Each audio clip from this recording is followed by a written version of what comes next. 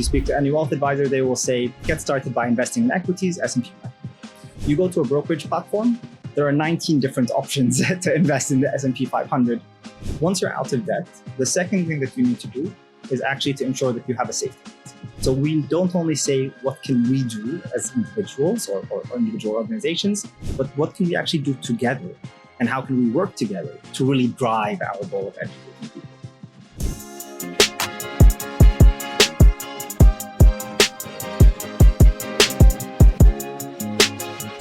Hi everyone, welcome back to the Diaries. Today we're joined by a very special guest. Raaed, as an ex-management consultant at McKinsey, now spearheads the expansion of one of the largest fintechs in the world, StashAway, into the UAE. Thanks so much for joining us here today, Raaed. Thank you for having me. It's a pleasure to be here. Let's start right into it. You've done consulting, you've worked with startups, fintechs, and now you've moved into a country manager sort of role. Take us through your journey and professional experience. Absolutely. So by education, I am an electronic engineer, though I never actually worked in anything technical. Straight out of university, I joined a startup here called CarSwitch. I was employee number 6, and with them, I initially joined as a business analyst, but as employee number 6, I was wearing lots of hats, and then transitioned into a product manager role. So the tech team was in Pakistan, and I was essentially translating what the market needed here into the tech requirements for the team over there. I then transitioned into management consulting. So I spent about 2 years at McKinsey, where I mostly did strategy and digital business building. It was a fantastic experience. I learned a lot. I left actually with the intention of going to Yemen, which is where I'm originally from, to launch my own business. However, Yemen is a bit of a complicated place, so I had to pivot a little bit. Ended up doing some independent consulting for a while, mostly focused on fintechs in the UK and the US, where I did growth strategy for them. So typically they would have raised somewhere between $50, $100 million. I come in, I spend 3 to 6 months with them, help them define what next, and then I would exit. After that, I ended up joining Club, which is a QR code payments platform for restaurants. It's headquartered in the UAE, but actually now operates in about 10 countries. With them, I was the head of growth and operations. So essentially from when the restaurant was signed by the sales team, for the rest of time, essentially, they were under my responsibility. So everything from setting up admin, training the team at the restaurants, customer support, account management, that all sat with me. And most recently, I joined StashAway as the country manager for the UAE. And StashAway is actually a digital wealth management platform. So essentially, we simplify investing for everybody. One of our core products is called our general investing portfolios, where as a customer, you go in, you pick your risk profile, and with that, we set up a managed portfolio for you. We also have a broader offering where you can pick your own ETFs, create your own portfolios. We have cash management solutions, which essentially are better savings accounts because most banks don't offer very attractive rates. And most recently, we've also launched our private market offering, where right now we have private credit, but we're also launching products like private equity and private infrastructure later this year. It's very fascinating. And I think, we spoke a bit off camera as well about the different product types. And it's wonderful that you have a catalog for both retail investors as well as professional investors, expanding across both of those verticals. But what in particular, if you rewind for a second, what in particular about StashAway's mission and long-term strategy pulled you in to be their country manager? Yeah, so I think primarily the thing that really drew me to StashAway is the fact that they've really built a platform, and we continue to build a platform that is for everybody. So, for example, with a lot of investment platforms, you'll see that there's a minimum investment amount, whether that's $100 or $500. We have no minimum, right? If you want to invest even $1, because that's how you want to get started, then we allow you to invest $1. And it's really this idea of providing access and financial inclusion to everybody that drew me towards StashAway. And even though we allow people at the entry level, we also now have an offering for high net worth clients. And so really it's a platform that is for building wealth for everybody. That's really exciting to me. Yeah, it's fascinating. A lot of people in this generation, I feel like we get stuck in the nitty gritty of, having to understand each and every element of an investment before we put our money in, because it's almost analysis paralysis, right? You have so many different options available. Absolutely. You go out there and buy I mean, 2 years ago, you could buy NFTs, you could buy crypto, you could buy index funds that track, the Caribbean, for example, sitting here. What would you say to people that are hesitant because investing is too complicated or too much of an effort for them? Yeah, so I would say there are a few things. Number one, I would say start somewhere, right? The most important habit that you can build with investing is just the idea that you should be investing regularly. And number two, find a platform that helps cut the noise. So for example, at StashAway, what we've done is we provide a curated list of investment opportunities. So most people will have heard of the S&P 500, right? And if you speak to any wealth advisor, they will say, get started by investing in equities, S&P 500. You go to a brokerage platform, there are 19 different options to invest in the S&P 500. And you really do end up in analysis paralysis because which domicile, what's the expense ratio, what's the liquidity, it gets quite confusing. So what we've done at StashAway is we've actually said for each asset class and each investment opportunity, for example, in the S&P, which ETF would we put our money behind? And so rather than giving you 15 different options, we tell you this is the one that we would put our money behind. And as a result, this is the one that you could probably put your money behind as well. That's fascinating. How much of that takes internal resource and internal research? Because then you have to, track that, for example, your preferred recommendation. And then you say, okay, now I got to monitor it and dynamically make sure that the performance makes sense. Yeah, absolutely. So we actually have an in-house investments team that, number one, selects these ETFs, but then on an ongoing basis continues to monitor the performance of the ETF we selected against alternative options. And we will actually switch ETFs if we feel that's what makes sense for our clients. And without even the client needing to do anything, because we believe that there's now a better option, we will notify and transfer funds to a better option as well. Right. So it's a very actively managed wealth management situation. It is. Because typically what you get is portfolio that's rebalanced quarterly, monthly, semi-annually, right? Yeah. But then that's within the same equity or the same, underlying asset that you're purchasing. Absolutely. In this case, you're recommending substitutes that could be better. Absolutely. So we make sure that, at any given time, whatever we believe is best for our clients is available to our clients. I'm going to give you a little puzzle here. Yeah. And this is sort of a play on, those questions you get where someone asks you, oh, if you had $1 million, what would you put it in right now? Yes. And that A, tests, I guess, your understanding of the current economy, but then B, what your preference is and how risk averse you are situations. But in this case specifically, with people, early investors, right? Someone between 19 to 23 who's just started making money, started looking at investments. If they're, at a typical median salary band here, what would you say they should put their money in? So it really does depend on profile and also goals as well. So when I think of an early investor, right, I think there are a few things to consider, and it goes beyond just investing and more towards financial wellness as a whole. Right? So for example, let's say somebody's making $10,000 a month right now. What should they be doing with their money? Number one is they should actually be focused on clearing their debts, right? So for example, if you have credit card debt, make sure that that's paid off, because even if you're investing in the market, the interest rates are going to crush any of the returns that you could have been making. Once you're out of debt, the second thing that you need to do is actually to ensure that you have a safety net, right? And typically a safety net is anywhere from 4 to 12 months. The average that people usually speak about is about 6 months, but it depends on circumstances. And that fund should cover not your needs and wants, but really mostly focuses on your needs, right? So your rent, your food, your insurance, your car, etc. And the reason that we say that is psychologically, if you don't have your safety net and you start investing in markets, and for example, let's talk about equities, they can be volatile. You have situations like Liberation Day, you have things like COVID. If you don't have your safety net, then you're going to be very stressed about the money invested. Because if I need it tomorrow, I don't know if I'm going to have 100% of what I invested, 50% of what I invested, or 150% of what I invested. So number two is always make sure you have your safety net, because it will give you the psychological comfort. The number three is, again, dependent on your risk profile and also based on your goals. So for example, let's say somebody is investing towards retirement, right? And they are in their mid-20s, so they have at least another 40 years.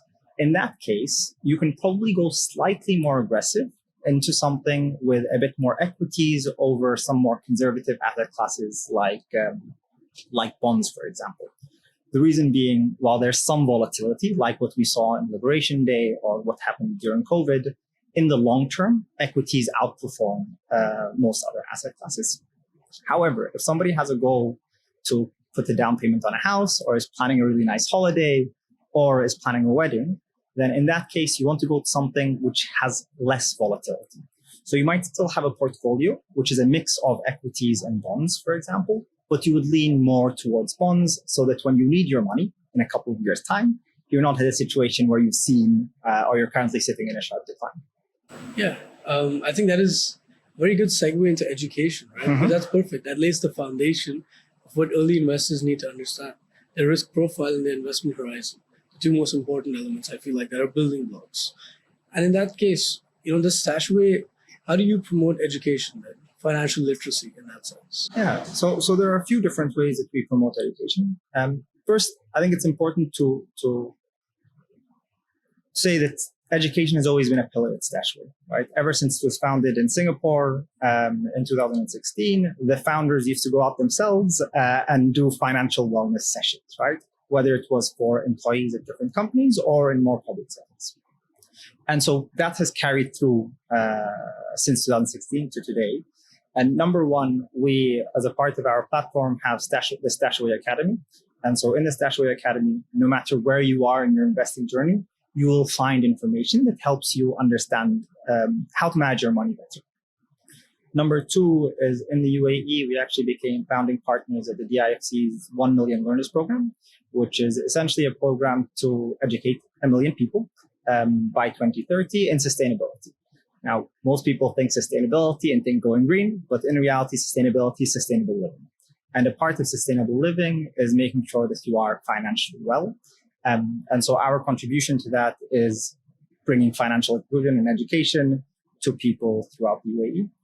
We're also working on some initiatives and some platforms which will actually be launched in Q3 of this year, of 2025, where we are going to start creating more bite-sized and gamified content so that people can get started without needing to watch a 30-minute video. Because it's not that there isn't a wealth of knowledge on the internet. If you open YouTube and you search how to get started with investing, there are 1,000 videos you'll find. But number one, nobody knows which one to pick. Number two, a lot of them are quite boring and filled with jargon. And number three, they tend to be quite long, right? So it's quite a commitment to get started. And that's what we're trying to counter, right?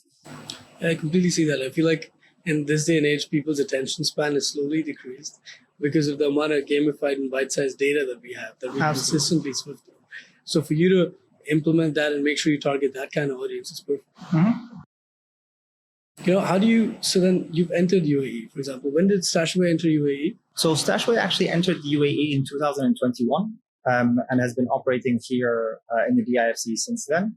However, we are looking to now really extend our growth because the primary focus over the past few years was making sure that we have presence here, but trying to reach profitability in HQ. In 2024, we finally reached EBITDA profitability there. Thank you very much. And so with that, now we're focusing on the growth markets, the UAE being one of them. Interesting. So then when there's almost localized knowledge that you require to excel in the Middle East, right? Completely separate from, for example, Southeast Asia. How are you then differentiating yourself from competitors here, except from being cost-effective or digital only? So there are a few different ways. Number one is, like I said, curation matters a lot to us because we want to ensure that our clients don't end up in an analysis paralysis situation, which quite frankly, when I first started investing, I found myself in. Number two, we make sure that our product offering is broad. So whether you want to invest in REITs or you want to invest in equities or you want to invest in bonds or you are you are looking for Sharia-compliant investments, you can find all of those options on our platform. And number three, we really look to mix kind of the digital platform, which is you can do it yourself, with investor guidance, right? And so part of that is through initiatives like ensuring that the offering is curated. We're also looking at how to incorporate AI to drive more guidance into our platform. But we also have very high touch wealth advisors as well. So for example, we have StashAway Reserve, which is for our clients that have $100,000 or more on the platform.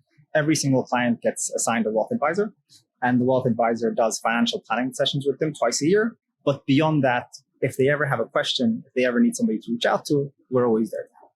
That's very nice. Yeah, that brings it almost to those wealth management firms out of Switzerland that give you a relationship manager as soon as you open an account.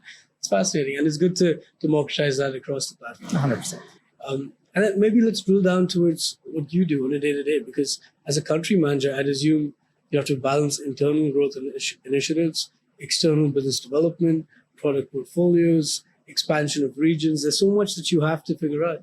So on a day-to-day, what are you really doing? So ultimately, my responsibility is to grow the business here in the UAE, right? And so that means a few different things. Number one, it's about setting the direction for the business, right? So defining in 6 months' time, in 12 months' time, and also in 3 years' time, where do we see StashAway here in the region, and what are we really offering to our clients? Number two is working internally to make sure that the different teams within the organization, one, understand that vision and strategy, but then number two, know how to execute towards it, right?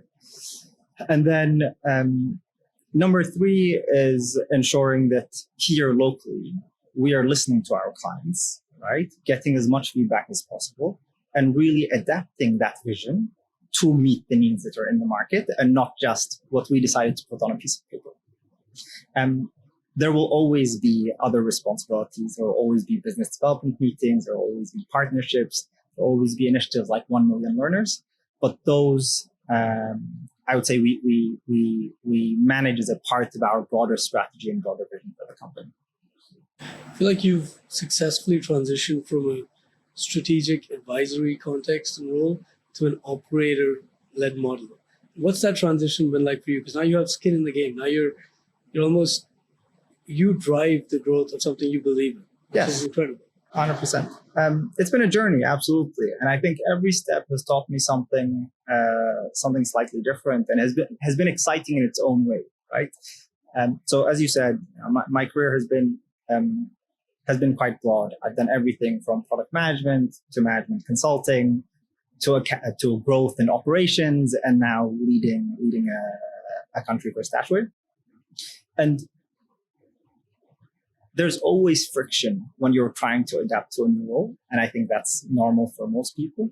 But there's also a lot of overlap, right? So for example, when I look at product management and I look at what I transitioned to in management consulting, while the day-to-day is different in product, I'm working on defining how the products actually work. And in management consulting, I'm making a bunch of slides for clients. Ultimately, it's about thinking to the future and trying to deliver something that your clients really want. In the context of product management, that's our customers. In the context of management consulting, that's our clients. I would say the biggest shift came when I moved from management consulting into operations, because in operations, you are reacting a lot more to the challenges that are faced, and you are focused to a great degree on the details, right? Because ultimately operations isn't about the big picture and where you're going to be in 3 years' time. It's how do you find the micro efficiencies on a day-to-day, right? And where I see my role today is bringing all of those pieces together, right?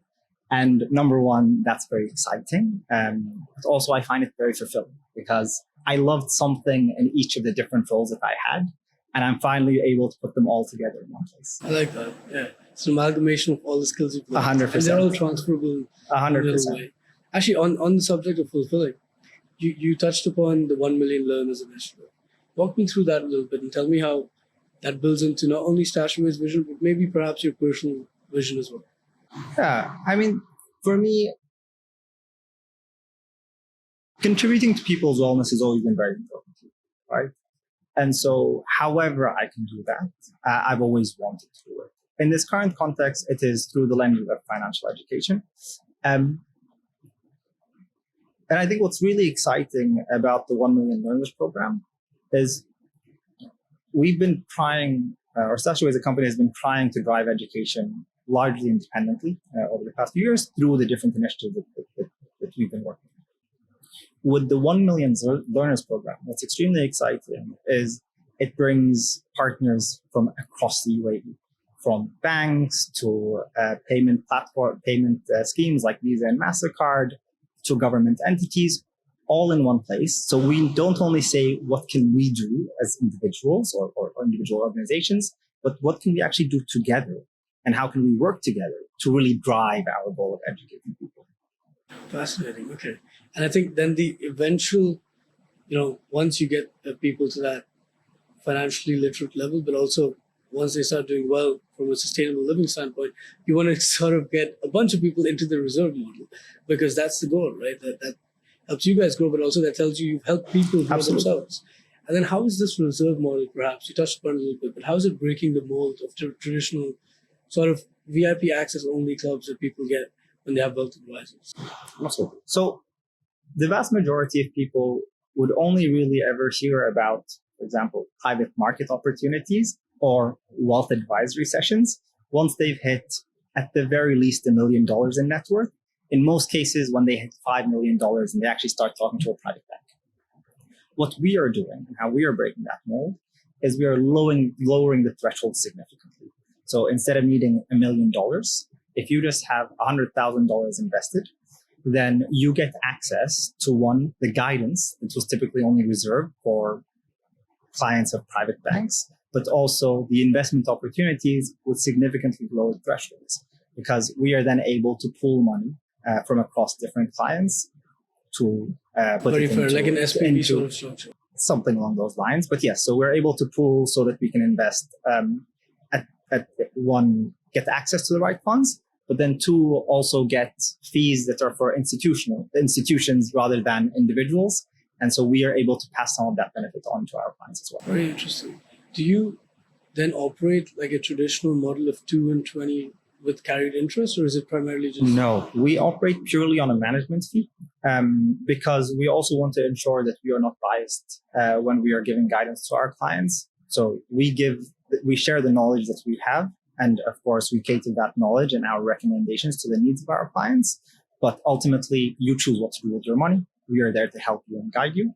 So it's just a flat management fee that we take. No, people would much rather prefer that, because then you build that trust and credibility with them.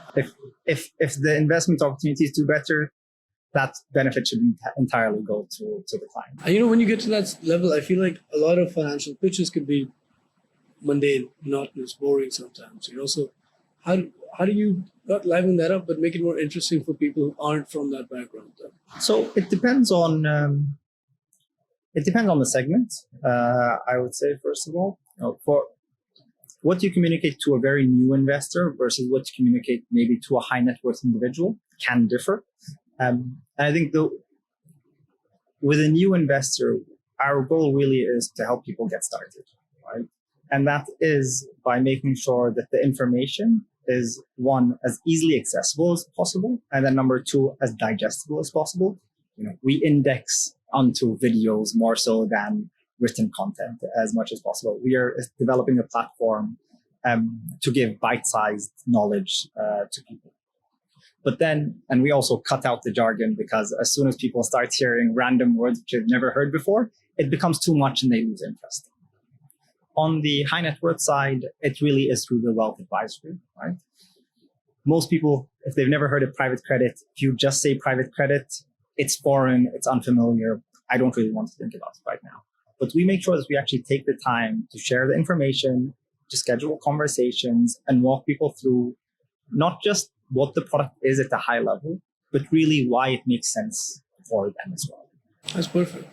And, in these conversations that you schedule and have over time, what's perhaps some misconceptions that you come across that people might have about investment? Yeah, it depends on, I think, a little bit on the products that are being discussed. But one really common misconception that I think exists across the board in the Delta segment is the idea that people can time the market, right?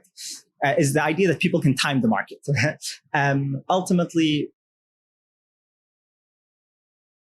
it's very normal to get afraid when markets are down, right? And it's very normal to be very excited when markets are up and want to put all your money into the markets. However, in reality, if you're always trying to find the good times to invest, you're going to be sitting on the sidelines forever. And what that really means is you are missing out on longer term returns. What we try to tell our clients as much as possible is set an amount aside every single month that you can put into the markets, automate that investment, set and forget. You will benefit from the times when markets are down, and you will be happy when markets are up. And so make sure that you're consistently investing into the market. Don't try to time it, because ultimately nobody has a crystal ball to say when the perfect time would be to invest. That is actually very, very fair. Because even, as someone in the financial markets world, I fall prey to the same thing, right? Because you sit down and you say, if I wait a couple of days, that might make more sense. But you automate that over 2 years, and suddenly you're sitting on a bucket of cash that you might never have had. Absolutely. Primarily because you've trusted the process and you can't really time the market. So you might as well go with the growth of the market. Absolutely. And one fantastic model which always helps me kind of get this point across to different people is, if you were 25 years old and you want $1 million by the time you're 65 years old, maybe a retirement fund, then you only need to really invest $500 a month at 6% returns, which is not crazy to reach that $1 million at 65. If you start just 10 years later, if you start at 35 years old, that number goes from $500 to $1,000, right? So even though you only lost 10 years of the 40, you have to double the amount you're investing monthly to hit the same final goal.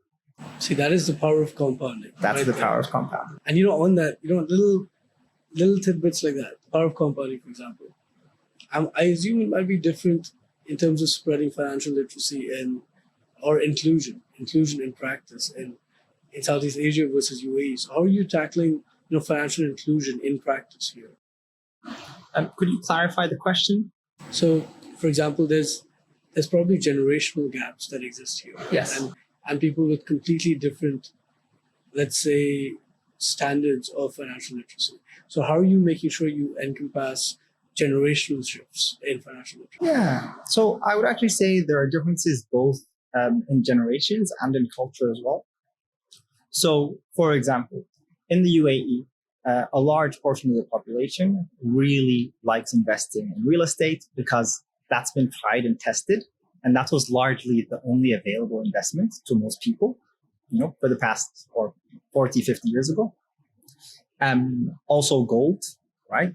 People are very excited about investing in gold as well.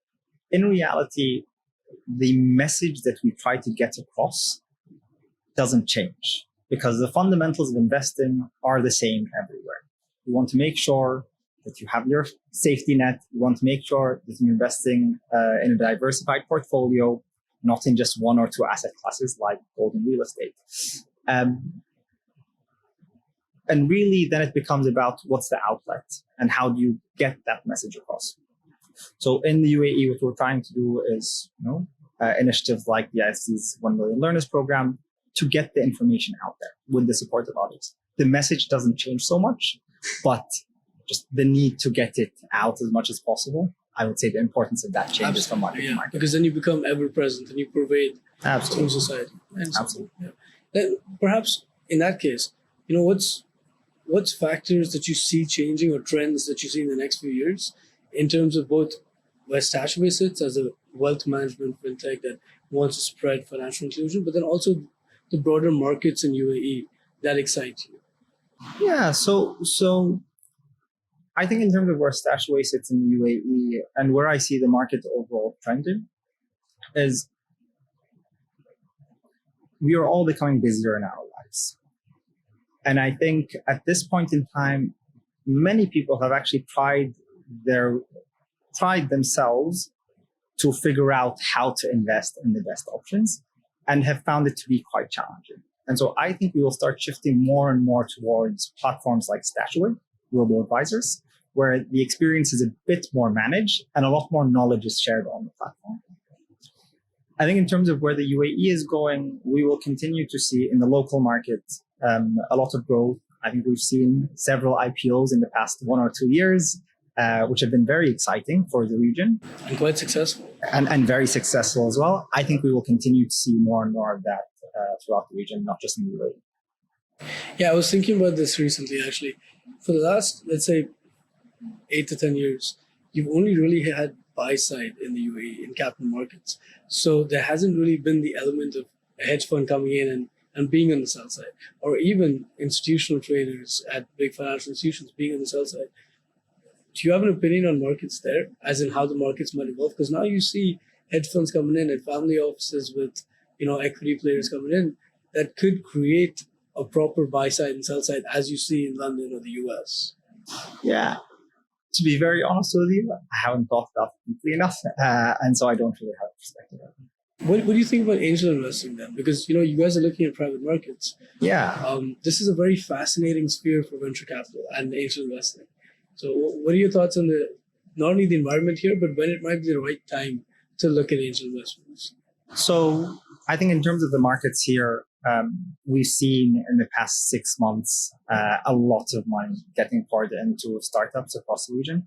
I think startups in the UAE have now proven that they can be successful. We have the Koreans of the world, we have the Kotopis of the world, etc. I think in terms of angel investing, it's a fantastic lever for people that are a little bit deeper into their investment journey, I would say. Typically, angel investing is reserved for high net worth individuals, depending on where in the world you are, or what they call accredited investors. Depending on where in the world you are, that threshold is slightly different. The recommendation is usually somebody who makes $200,000 or more a year or has $1 million in net worth.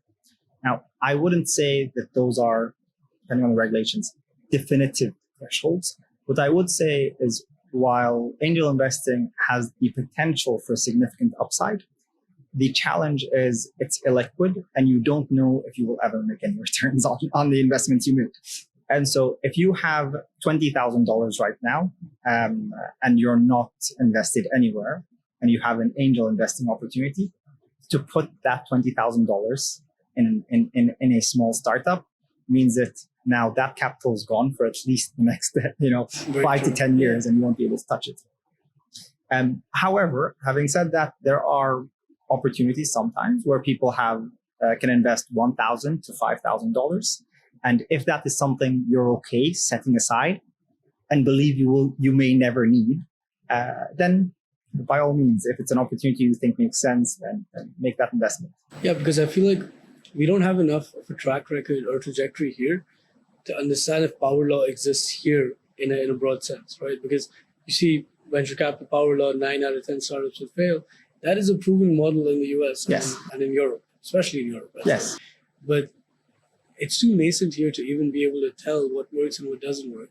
Yeah, absolutely. And I think the reality with startups is that is always the case, right? The only thing that you can do is try to do your research, try to make sure that it's an opportunity that you really have conviction and belief that it's going to do well. Because ultimately, if you end up losing that money, which is not an unlikely scenario, you want to know that you didn't just gamble it away, right? You made an educated decision. Sometimes things don't work out the way that you expected them to. But if you were in the financial position where you were ready for angel investing anyway, then that's it. Then it's cash you can burn because then it's cash you can burn, and you lose some, you win some. But as long as it's only a small part of your portfolio, it's not going to change the way you live your life. In the case that you lose the money, then I like that. I feel like your first principles really stem from capital preservation first and making sure you have the needs covered, the necessities covered, and then you look forward. Absolutely. I mean, I think the way that we look at investing is it should always improve your life, right? And I think in the case that you go into very risky investments and that's the majority of your money in the market, then there's always that risk that investing will actually make your life worse because you might just lose all. Very possible. Right? And people lose sleep over that as well. People lose sleep over that. People look at their crypto accounts at 4 a.m. in the morning because they need to make sure that they're not losing that money because it's everything they have, right? And so we really try to say, if you're losing sleep about it, then you're probably overexposed. Fair enough. And if I flip that table actually, because you've had decent exposure to, for example, management consulting, growth in operations. You helped with growth equity in a couple of places prior to joining StashAway and Club. What would advice be that you would perhaps give to founder-led firms? As in, how do you sort out the fundamentals of a startup or something that's in its growth trajectory? And what are the most key elements there? Yeah, so the most important thing that any startup needs to do is find product market fit, right? So in the first 1 to 2 years, you really need to be speaking to your customers, adapting your offering, trying to get to the point where what you are trying to sell and what the market wants actually match, right? So that's number one. I think number two, and where, especially when money was cheap in 2021, a lot of, I think, the mistakes that founders make early on is the idea of not needing to think about profitability. And while, yes, you can invest growth investments so that you grow your business and maybe it's not profitable early on, the unit economics need to make sense, right? You need to be profitable at the unit economics level. Otherwise, you don't have a viable business in reality, and the good times may end. And so really make sure that, number one, you have product market fit. Number two, once you have that, figure out how to reach profitability as quickly as possible, because that way you have a real business that you can grow over the long term. Would you think, so do you know about the blue ocean, red ocean? No. So blue ocean is essentially when you have an expansive, wide blue ocean that isn't polluted or populated and it's an open market. Yes. Basically something that doesn't exist before, right? A novel idea. Yes. Red ocean is something that's polluted and populated by a bunch of different players, but where you could differentiate yourself and play to your strengths, right? Which would you prefer for a startup environment, especially maybe in a country like this? And this is, again, a personal opinion, I guess. Yeah, I think so it's really interesting because I've mentally gone through this journey several times of trying to say, if I were to launch a business, would I pick something that's completely innovative and has the 1 in a million shot of becoming a unicorn? Or would I go for something slightly more traditional, but try, test it and true? And I don't think there's a one-size-fits-all answer. Because number one, yes, of course, people go into business because they're trying to build a successful business. But that's not the entire story most of the time, right? People do it for a lot of other reasons. People do it because they find the space exciting. They find the idea of the product exciting. They love tech, whatever it is, right? It's quite an individual decision. And I think beyond the money, if somebody says, I want to be an innovator in this industry, and it is what you call blue ocean, then if you're in it for the journey and you understand that there's always the risk that because you're entering blue ocean, there's a high likelihood of failure. But on the flip side, in the event of success, it can be very extreme success. Then it's something that you can explore, right? However, if somebody is really going into it because they want to build something for themselves, they want to build something for their families, then maybe they go into something which is slightly more traditional, more known, more tested, and that's where they try to figure out how to differentiate themselves, right? So I don't think there's a one size fits all. At different parts in my life, I initially used to say I want to go blue ocean and I want the next big thing because that's super exciting. But then in points of time, I also thought to myself that if I were to launch a business, then I would launch something which is a bit more traditional because I want to secure my future and my family's future as well. No, it is definitely very circumstantial, but I appreciate the context and the framework that you put in. Just to close out here, what are a couple of things that we could expect from StashAway in maybe a year, a couple of years that we should look forward to and should be excited about? And then finally, what's one really solid financial literacy or not inclusion, but let's say literacy habit that you think young people should develop from an early age? So on the first question, there's a lot of exciting stuff that's coming over the next 6 to 12 months StashAway. So one is in August 2025, we will launch our Sharia portfolios, so Sharia-compliant portfolios. So today, There are Sharia ETFs that clients can choose to invest in and select themselves, but we are actually building managed portfolios, which will be fully Sharia compliant. So you pick your risk profile and we do the rest for you. And that I'm very excited about, and especially given the local context in UAE, I think there's a significant demand for that. I don't mean to cut you off, but I can pretty much guarantee I'm going to be investing into one of those. Fantastic. Fantastic. That's also, I currently have it in different ETFs. I'm very excited for the product, so I can put my own money in it as well. We'll also be launching our private equity and private infrastructure funds for our high net worth individuals. We'll be launching and revamping our education platform to give bite-sized content to individuals. And over the next 12 months, we really want to focus more and more on this idea of guiding our clients, right? So we'll be launching many features in the app to drive guidance so that as people are trying to decide what to invest in, they have all of the information that they need to make the right decision for themselves. Very fair. And just the financial habit. The financial habit is the best time to start investing was yesterday, right? Or that's the statement for the habit. The habit is invest regularly, right? And try to do that in the most frictionless way possible.